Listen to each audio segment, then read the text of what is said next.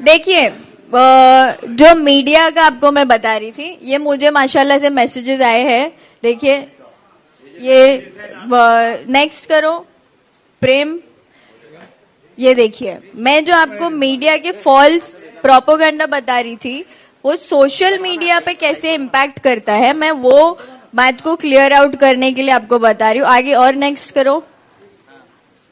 Next, गलत stadium में आए हैं आप। पीएसएल दूसरी तरफ चालू है। पीएसएल पाकिस्तानी प्रीमियर लीग को बोला जाता है। तो ये तरीके का जो हेट फैलता है किसी के ऊपर गलत इल्जाम लगने के बाद, क्योंकि हम मुस्लिम है ना, तो बोल रहे कि पाकिस्तान चले जाओ, लेकिन भूल गए कि हम हिंदुस्तानी है और ऊपर से मुस्लिम है, और ऐसी बातें करेंगे हमारे साथ तो हम छोड़ेंगे नहीं। इसीलिए मैंने इनके नाम छुपाए नहीं है।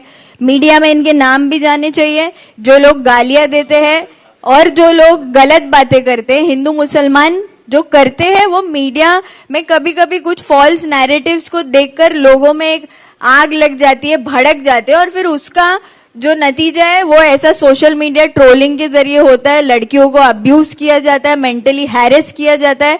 मैं एक पॉलिटिकल लीडर हूं और मेरे साथ अगर ये हो सकता है, तो आप सब सोचिए कि इंडिया में कितनी लड़कियां, और इंडिया छोड़ दीजिए, दुनिया में ही सोशल मीडिया के इम्पैक्ट की वजह से कितनी लड़कियां इस चीज से हर रोज गुजर रही है। मुझे कई लड़कियों के मैसेजेस आते हैं।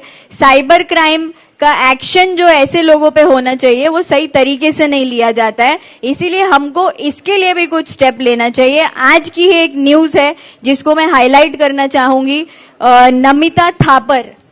नमिता थापर की एक न्यूज है, जो कि शार्क टैंक की जज रह चुकी है और एक हेल्थ केयर प्रोफेशनल है। उनको बहुत गलत तरीके से ट्रोल किया जा रहा है। प्रेम नेक्स्ट करो, और ये इसके आगे का भी दिखाओ इनको।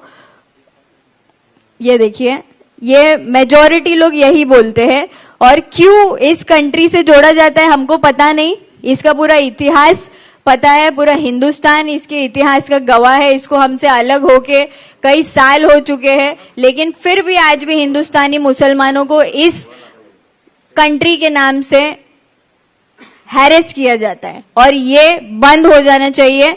हम हिंदुस्तानी मुस्लिम हैं, और मैंने हर बार ये बात बोली है, और राहत इंदौरी साहब ने भी बोली कि सभी का खून शामिल है यहाँ की मिट्टी में, किसी के बाप का हिंदुस्तान थोड़ी है।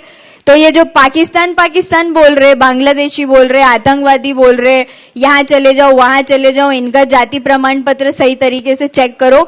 आप लोगों को बोलना चाहूंगी कि खुद का चेक करो। शायद आपको आपके पूर्वजों की याद आ रही है जो वहां बैठे हैं, या फिर शायद आपका बुलावा वहां से आ रहा है। जब तक कोई इंसान बोलता नहीं है, इसका मतलब ये नहीं है कि वो कमजोर है और या वो बोल नहीं सकता। कभी कभी चुप रहना समझदारी होती है, ताकि हमारे भी तरफ से कुछ ऐसा नहीं निकल जाए कि वापस से कुछ लोगों के बीच में झगड़े फैल जाए। बट मैं फिर भी ये बात सामने इसीलिए लाना चाह रही हूँ क्योंकि नमिता थापर के साथ भी ये हुआ, और आर वर्ड की गाली जो लड़कियों के लिए बहुत यूज की जाती है, द आर वर्ड, वो नमिता थापर शार्क टैंक की जज है, ये है, वो हेल्थ केयर प्रोफेशनल है, उसके लिए भी ये सब यूज किया गया, उसको ट्रोल किया गया बहुत बुरी तरह से। और उसने आज खुद सामने आकर एक वीडियो अपलोड किया जिसमें उसने कहा कि हमारे लिए कोई बात नहीं करेगा, we have to speak up for ourselves, और वो बहुत जरूरी है। सोशल मीडिया ट्रोलिंग हो रही है, उसको बाहर लाओ, उसके बारे में बात करो, और उसको सोच सोच के कई लड़कियों ने सुसाइड किया है। ये सारी चीजें इट लीड्स टू सुसाइड। तो ये इतना सीरियस मुद्दा है, हमको बात इसीलिए करना मुझे इस पे जरूरी था क्योंकि मेरे केस में भी ये कहीं ना कहीं सेम चीज रिपीट की जा रही है, जो कई सारी लड़कियों के साथ ऑन अ डेली बेसिस हो रहा है, और ये रियलिटी है। तो हमारे पॉलिटिकल लीडर्स जो नौजवानों के पीछे, जो आगे बढ़कर हमारे देश को आगे बढ़ाने की कोशिश में लगे हैं, अपने इलाकों को आगे बढ़ाने की कोशिश में लगे हैं, उनको गिराकर, उन पे प्रेशर डालकर, उनको दबाकर नीचे गिराने की कोशिश जो पॉलिटिकल लीडर्स कर रहे हैं, उनसे मेरी गुजारिश